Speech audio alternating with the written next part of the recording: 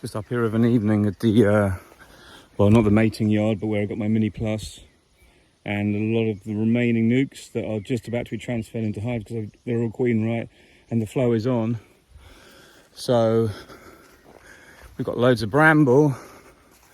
You can see it's exactly what we got. Stuff like this everywhere. So nice lot of bramble. You can see it up there. Everything is booming, but the bees are still flying. So I just literally want to just have a quick walk around, see what's going on, get my head together as to what I'm going to do this week.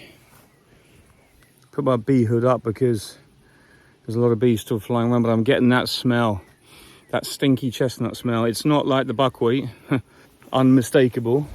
Let's have a little look in here before I get hammered. Look at that. I need to get another super on that. So that's what I'm doing tomorrow. It's nearly full. That's brilliant. I knew these bees were working hard. I saw them. See what happens in your apiary as well when the summer starts to grow is you cut everything back and it looks great, and suddenly out the blue everything starts to fall forward. No matter how much space you got behind, it always seems to get that. So I'll have to come in here and cut this back with my hedge cutter. I don't like taking this stuff off, but there's loads of it here. This is slow. You can see the slows are already quite advanced. Prunus spinosa, or the blackthorn, and that's the fruit, the slow, common slow. But what I'm seeing, I'm very happy about. Really strong colony, loads of bees flying. Let's have a look inside the top here. That's why I like my plastic covers. Oh yes, it means I can see what the bees are doing.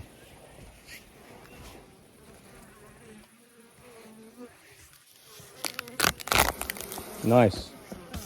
I'm not going to mess with these because they look a bit feisty and I've only got a pair of shorts on. My suit thrown over. I'm just waiting to be stung, aren't I? But this is looking good. We've got some real nectar going in, and I know this will be good stinky chestnut because this year we got some moisture in the ground when this flow started.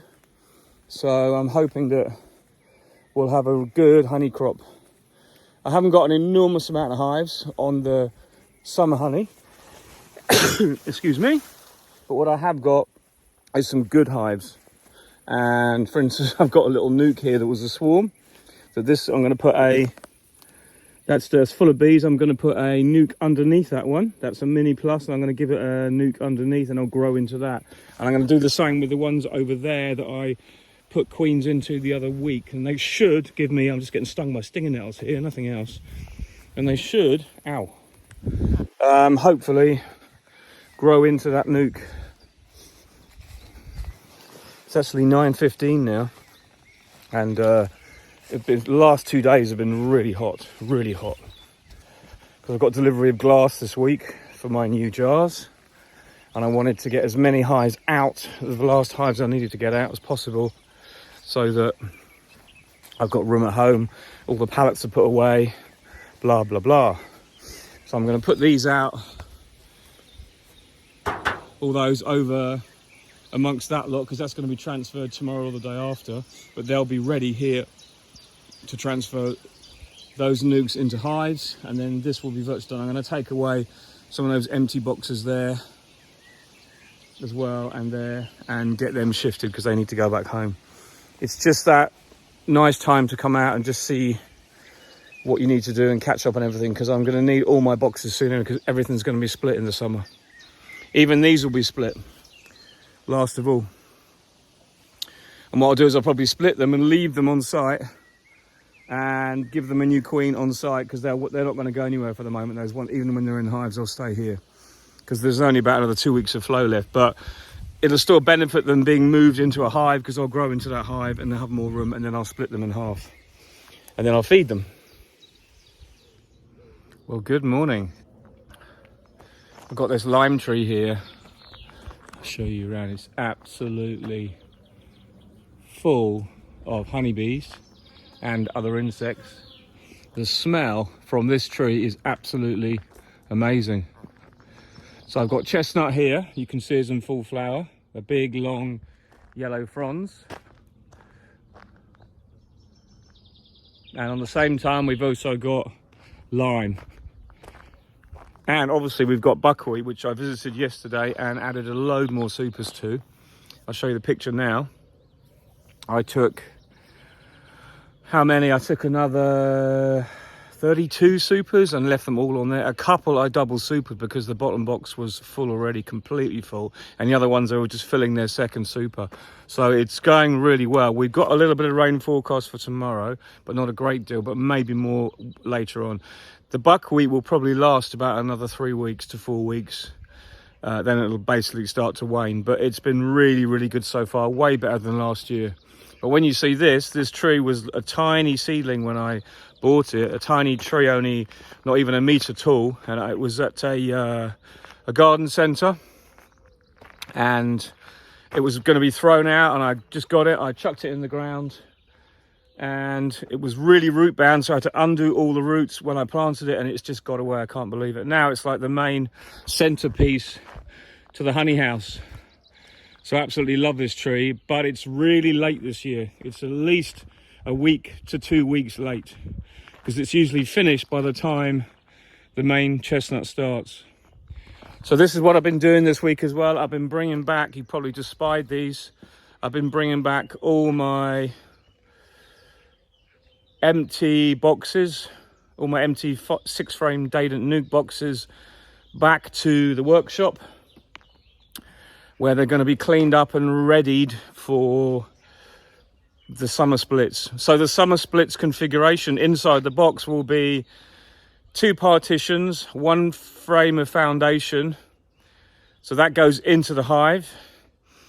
And then in the box already, I'll bring either 1 or 2 frames of foundation and a frame of drawn comb that I've got because I've saved a lot from dead outs that I did over the winter, which are finally all melted down, except those last few there. Those are reasonably good frames there.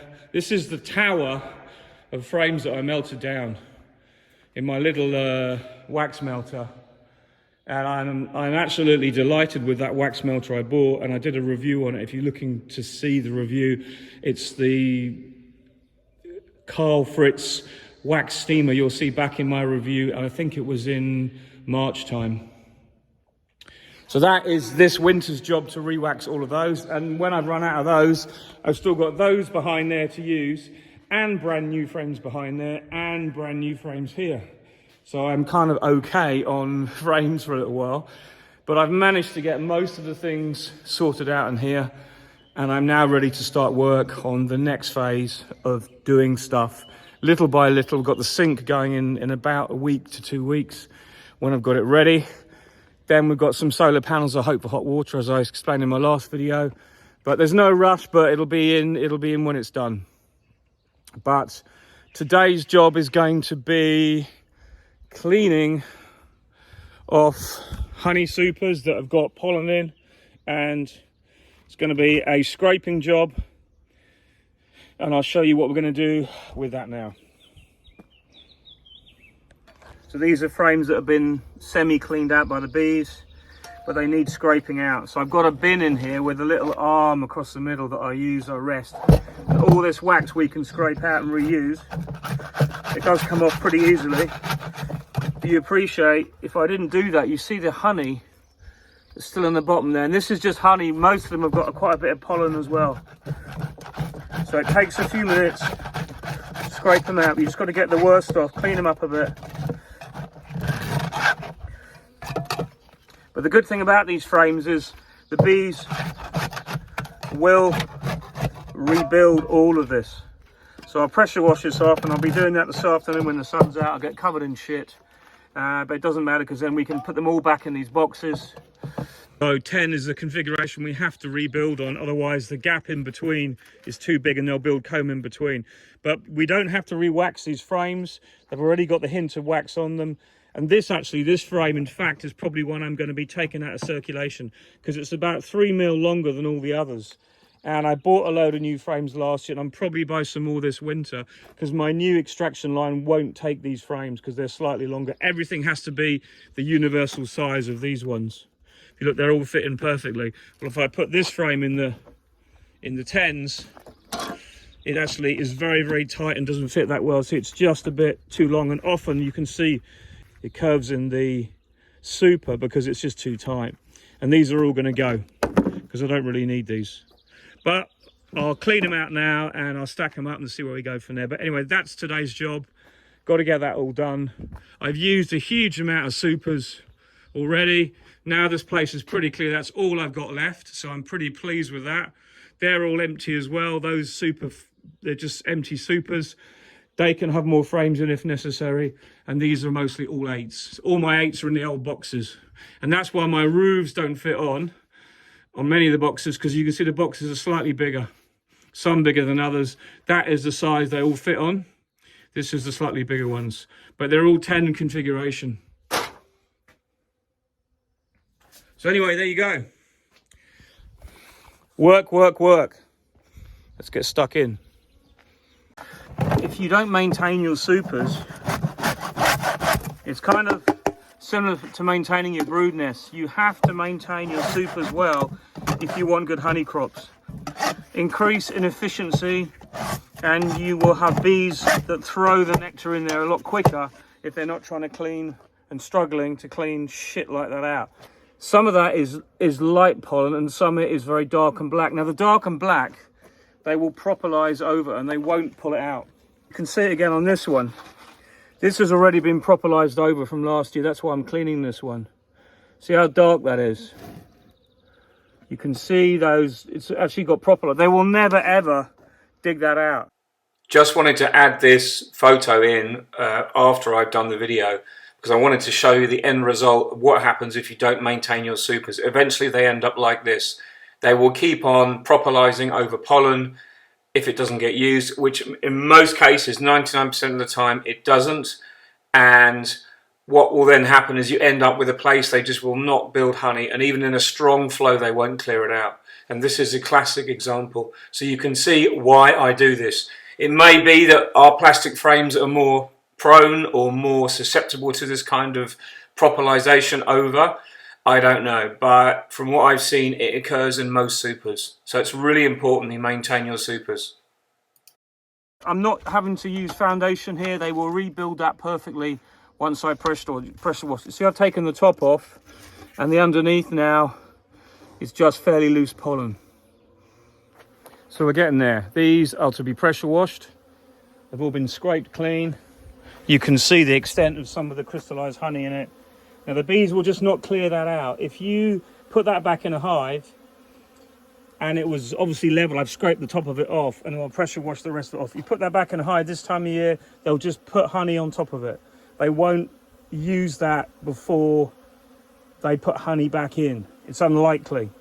So most of this is pollen, and most of this you can see now I've taken the top off and it's still moist, and it will now literally blow out with a pressure washer. Some of the other ones will be a little bit more difficult. But obviously I've got some bees here that are homing in on the honey, but they're totally harmless. They're just trying to scrape everything out they can.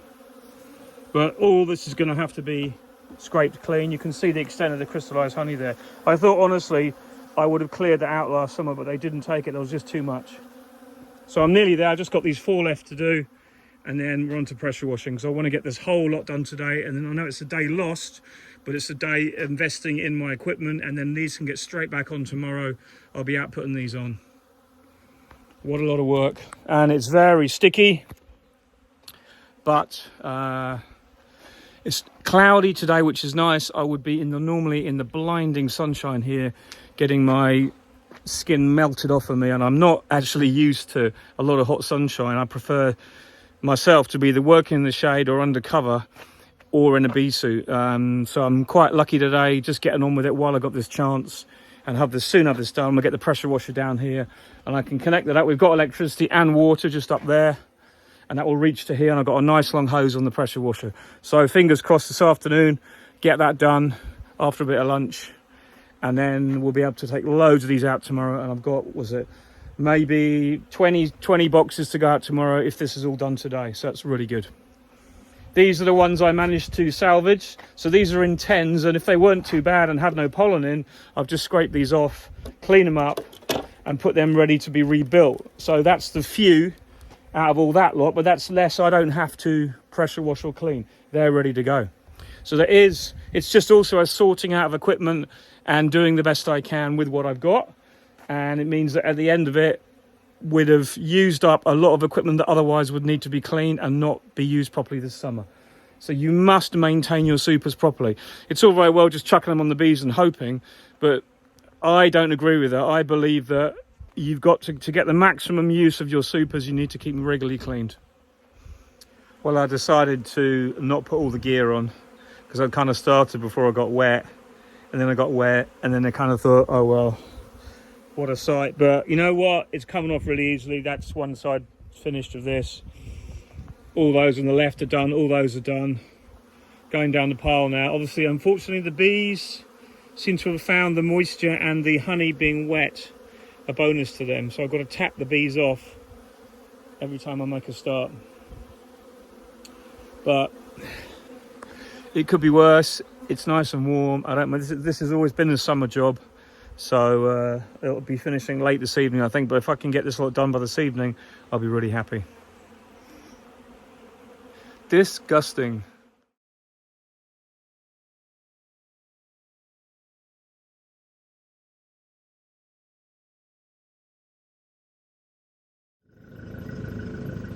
Just to give you some idea of the nectar flow we have running here, every one of those trees that's in light colour is chestnut. There's just tons of it.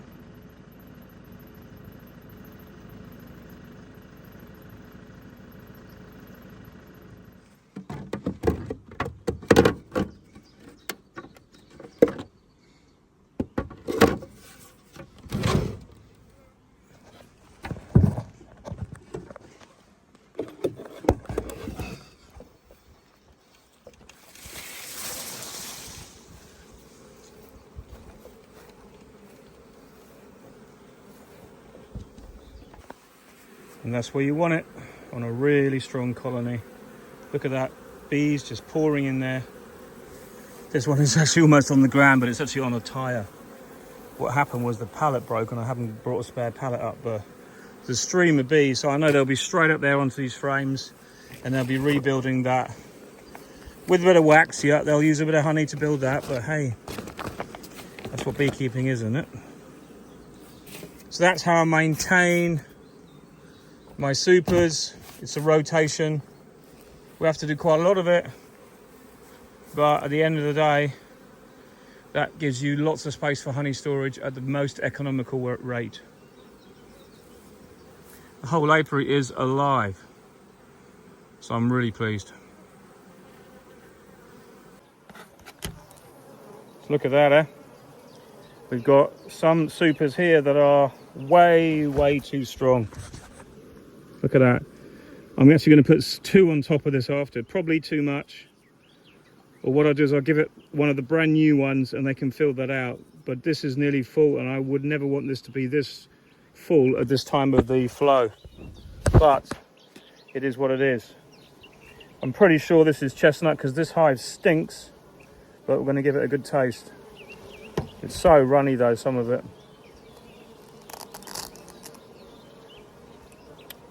Oh, absolutely, so strong chestnut.